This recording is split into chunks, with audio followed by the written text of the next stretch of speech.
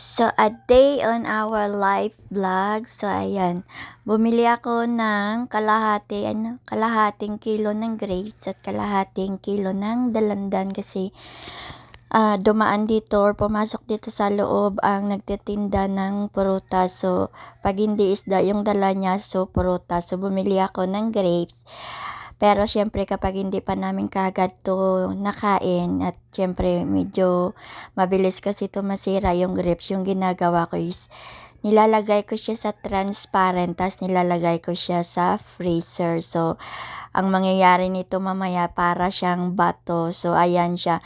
Ganyan yung ginagawa ko kasi nga madalas hindi namin kaagad nakakain yung mga prutas at nasisira. So, ayan, dumating na rin tong Biscoff. So, gagawa daw kasi yung anak ko ngayon ng homemade frozen yogurt. So, ayan, nag-order siya nitong Biscoff na mahal pala nito. First time ko din tong kumain, ng akala ko is peanut butter, buti lang hindi ko pinapak. So, ayan siya kasi mukha siyang peanut butter pero mas masarap siya sa peanut butter.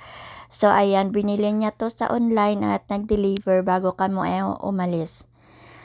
So, ayan, nakita ko tong aking grapes na nilagay. So, ayan, tiningnan ko na siya kung frozen na siya kasi nga ito yung isa sa ingredients doon sa aming homemade yogurt. Mahal kasi ang homemade yogurt sa mall kaya kami na lang yung gagawa. So, first time ko rin makakakain ng homemade na yogurt na gagawin ni Andrea. So, ayan. So, ang mangyayari, lalabas kami pero since naulan, ang lakas ng ulan ngayon pero kanina medyo mainit naman. So, hintayin namin muna na magtila yung ulan kasi lalabas kami para bumili ng kaunting grocery dahil pang dagdag lang ba sa budget. So, ayan, lakas ng ulan ngayon pero walang bagyo bigla-bigla lang umuulan. So, palaging nagkakasakit yung tao dahil sa ganitong panahon. So, bago kami umalis, may natira pa din kaming hipon. So, one week na siguro tong hipon sa freezer, 2 weeks. So, ngayon lang gagawin kasi bumibili lang talaga ako ng hipon is nilalagay ko minsan sa mga pansit or laswa. So, bago kami umalis, bago kami umalis, Sabado kasi ng time na to, ay nakalimutan ko tong pilapan yung PSA survey. So, ayan. So, nakaraan may survey din pero municipal naman yun, parang census. Ngayon, nag-census uli pero under naman ng PSA. Siguro tinitingnan nila kung ilang peraso yung botante ng Taytay kasi nga 'di ba? Mag-e-election ngayon ng mayor at senador, so at mga congressman parang ganyan. So tinitingnan nila kung ilan yung active na mga boboto. Alam na namin yung mga ganitong style. Puro lang sila census pero wala naman silang binibigay na ayuda sa mga mamamayan dito. So, ayan, kinukuha lang nila yung bilang na, ay, ganito kadami yung tao dun sa ganitong lugar. Pero, pagdating sa mga ayuda at mga assistance, wale. So anyway, ayaw ko talaga magpa-survey ng nakaraan pero iniwan lang nila tong form tas nag-iwan sila ng resibo kasama yung serial number nitong form tas binalikan lang nila. So hindi na ako nagpa-interview sa mga PSE officer, kami na lang nag-fill up nito kasi madami naman ditong pwede ka naman mag-refuse kung ayaw mo ng mga tinatanong nila. So ayan, dahil mabagal ako ang nag-fill up nito si Andrea na lang tapos ako na lang dito ang nagperma kasi kailangan dito ng perma. So, ayan, may mga ilan dito na nire-refuse naming sagutan kasi medyo, alam niyo na, tinatanong kayo kung may mga bangko kayo kung whatever. So, ayan, wala nga kaming trabaho, paano kami magkaroon ng bangko, 'di ba?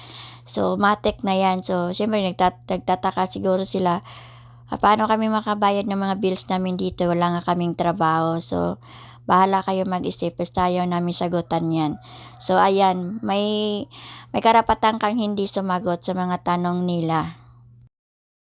So, long story or short, nakapamalingki na kami at nakauwi na kami. So, ito lang yung binili namin. Pangdagdag lang sa aming mga kailangan. So, sa panahon ngayon kasi, kung ano na lang yung wala, yun na lang yung binibili namin. At medyo nainis pa talaga ako sa driver ng pila dyan sa DV Mart kasi nga, sa totoo lang talaga, yung transport fare talaga nila papunta dito galing doon kapag mag-special ka is 100. So, ginagawa na naming 120. Ngayon, gusto pa ng driver na gagawing 150. Siyempre, ako araw-araw akong kadalasan namamalengke talaga ako every week. Dati nga every other day nandiyan kami na nandito pa si Kano. Pero ngayon si Kano nandoon sa kanilang nagbakasyon. So, ayan, ako lang yung namamalengke. Kaya alam na alam ko kung magkano yung pamasahe. So, ayaw ko kasi sa lahat, alam nyo yon yung mangluloko kayo ng tao na hindi naman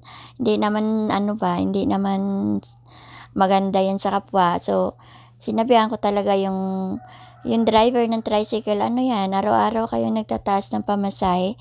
Alam mo ba yung 150 ay pamasahe yan galing sa SM Taytay papunta dito? Sabi ko, bakit ganon? Ng isang araw lang yung pamasahe namin ganito. Nagdadagdag na nga ako, tapos ngayon sasabihin mo 150. Tapos sabi ko, sige, magbabayad ako ng 150, pero kakausapin ko yung officer nyo doon. Alam nyo ba yung ginawa niya? Pinalik niya yung bayad ko. Kinuha niya lang yung tamang bayad. So, may mga driver talaga na mga abusado sa totoo lang. Akala nila dahil sa subdivision ka nakatira, tumatay ka na ng pera. Pero hindi nila alam na nakatira ka lang dito, pero pareho lang din naman kayo ng kinakain. 'Di ba? So, ang mga abusado talaga sila medyo pag mainit talaga yung ulo ko, nakikipagtalo ako, lalo na't alam ko naman na tama yung binabayad ko, tapos i-charge nila ako ng mahal. Alangan na magkukunwari kang madami kang pera, tama lang naman yung pera mo at tama lang din yung binabayad ko. Hindi ako nagbabayad ng kulang at ayaw ko rin magbayad ng sobra. So, ayan, medyo nahimasmasan na ako dahil mainit yung ulo ko kanila, parang sumasabog. So, ayan, hiniwa na namin tong dragon fruit na binili namin na panlagay doon sa homemade yogurt na gagawin ni Andrea. So, medyo late na tong video natin kasi minsan hindi ako nakagawa ng daily vlog namin. So, minsan nag-update lang ako dito ng mga pictures, short videos kasi minsan wala ako sa mood mag-video ba, lalo na kapag may ginagawa ako. So, may mga bagay kasi ako ngayon na pina-priority. So, hindi ko nafofokusan yung pag-video natin dito kay Mita since wala naman talaga akong napapala dito. Wala naman talagang kita dito. So, doon ako sa apps na mayroon akong kita, 'di ba? So, ayan. So, malapit na 'tong matapos, siyempre. At pagtapos nito, ipi-freezer namin. Tapos, ilalagay na rin namin yung yogurt sa freezer para pag pahinga namin ng ilang oras is matigas na. And then, gagawa kami ng homemade yogurt. So, finally, makakakain ako ng sinasabi nilang homemade yogurt na hindi namin bibilhan sa mall or bibilin sa mall kasi nga sa mall daw is mahal to. So, ayan lang muna yung ating update at marami pa akong video. See you next time.